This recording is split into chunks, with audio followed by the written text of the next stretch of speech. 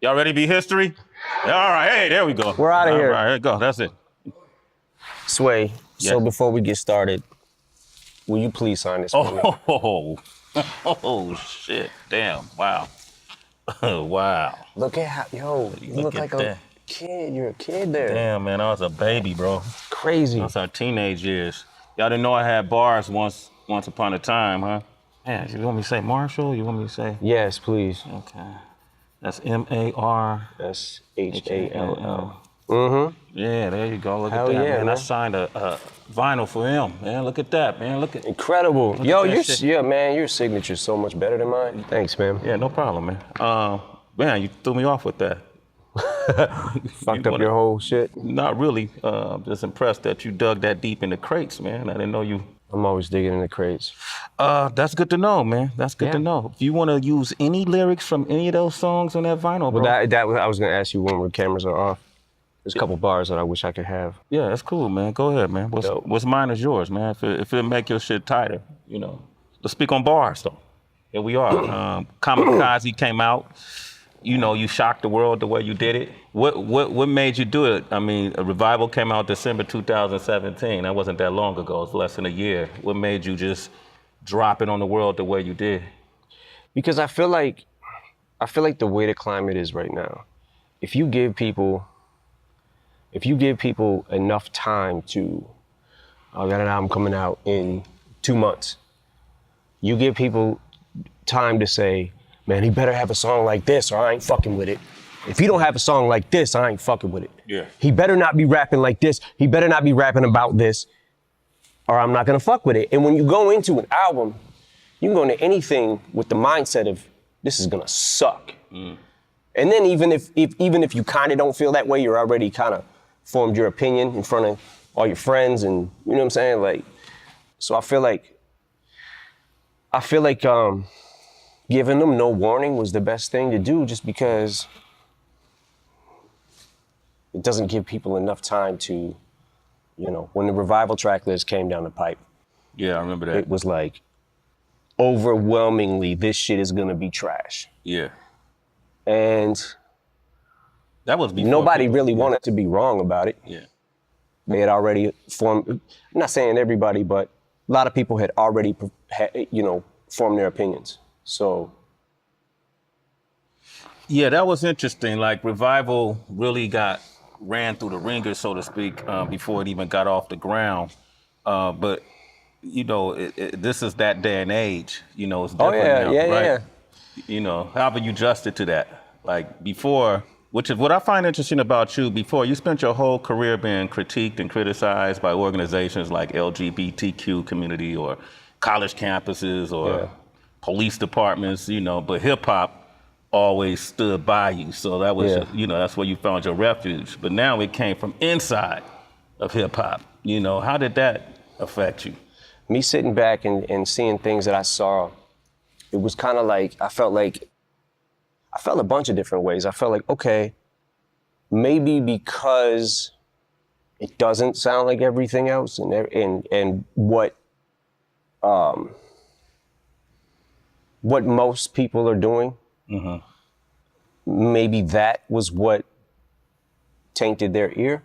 Because I remember a time in hip hop where you had to be so different from the next person or you were trash.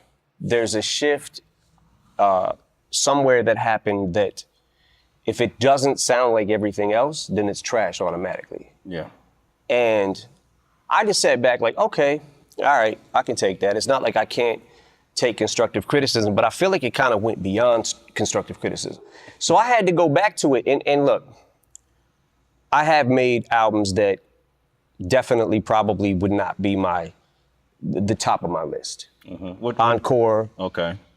Relapse, which I believe Encore is a better album than Relapse. Relapse is something that I looked at in a couple of years, went back to and cringed at.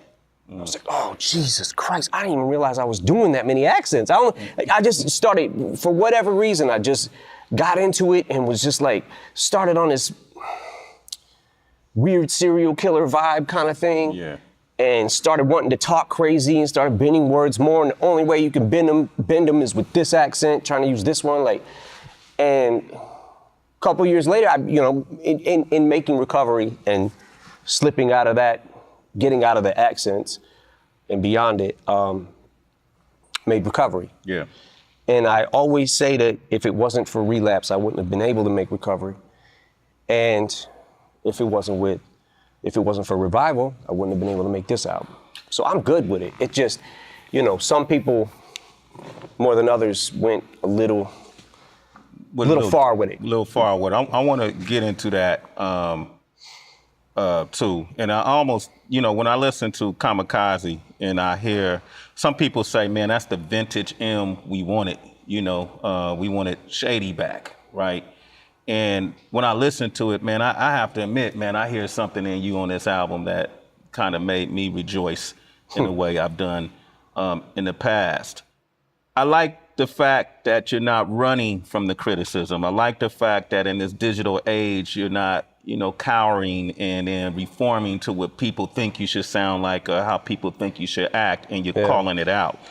And I actually like some of these review shows that you see on YouTube, and they take people's music and they have fun with it. I look at these kids, and I see us when we were young. I see myself when I was younger before YouTube, and we'll go through a G-Rap album and, oh, this was dope, that was dope. A Far Side album, this was dope. They just kind of doing that, right?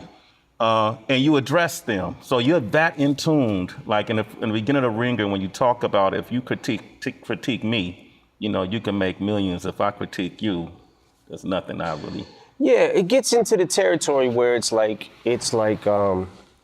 you got, okay, so since the internet has become what the internet's become, and since YouTube and all that, you've got so many, how can I say this? It's almost like not enough Indians, too many chiefs.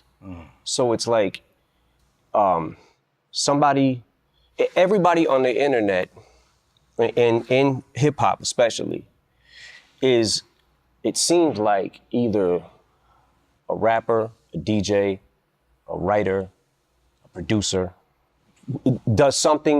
has something to do with it. And I love the fact that so many people now have been able to get on easier than it was for me or you back in the day, because we didn't have this platform. So I appreciate the platform. It's just that now you've got people that not only are doing the same thing and they can do it better, but you've got people who don't do anything and are just critiquing it. So I sat back and I'm like, okay, that's fine. People can talk crazy about me. That's fine. They should express themselves, and they have a right to. But I also get to say whatever the fuck I want about you now. Like I said, I'm good with revival. Fuck it. Because I couldn't have made this album without that. Yeah. And there is something, I'm not gonna lie, there is something inside me that is a little more happy when I'm angry. It's like, as bad as it feels to be there, there's also something about it, there's a rush of it that I like, because it inspires me to say something back. So you get in that weird area too, where it's like, oh, he says he doesn't care about what anybody thinks about him, but now he cares about what everybody thinks about him. No, he's just saying he don't care. He'll say anything he wants about you if you say it about him, because he doesn't care. Like, there's so many different levels to not caring about shit. You know what I'm saying? But it was interesting. It was definitely interesting, because I'm like, how fucking off is my ear? Yeah. Jesus Christ. Like, and then it was interesting to watch the reaction of the Chloroseptic remix verse that I did. Yeah, with 2 Chainz, and you put that out in January, and you touched on, you guys formed your opinion just from a track. And that's where I was at. Yeah. At that point in time, that's definitely where I was at. But I watched people going, oh, why wasn't this on Revival? Honestly, what if I said it was on Revival? You won't know, because you didn't listen probably. Yeah. But I kind of felt like, okay, I guess this is what people might want. Because I'm always stuck in that, what the fuck do people want? Like you were saying, that the old M is back and he's too old to be the old M. He can't do, like, no matter what, when I zigged, I should have zagged. No matter what, you got half and half every fucking single time. You kind of say that. You allude to it in one of the songs where you said that you set the bar so high that, Yeah. at this point, everything's considered a failure. Like you're almost competing with yourself. Yeah. And you touch on it a lot in every song. Well, not every song, but majority of songs you touch on it, I appreciate. But I have to, like, the Joe Budden thing is really interesting because that, along with MGK, of course, is making a lot of noise out there. Mm-hmm. And it throws a lot of folks off. When Joe first started commenting, it was mixed reactions. Some people said it was disloyal. Some people said, man, he's entitled to his opinion. Mm-hmm. I would assume that obviously it got under your skin, considering the relationship you've had with him with Slaughterhouse. Yeah. How do you describe your relationship with Joe Budden?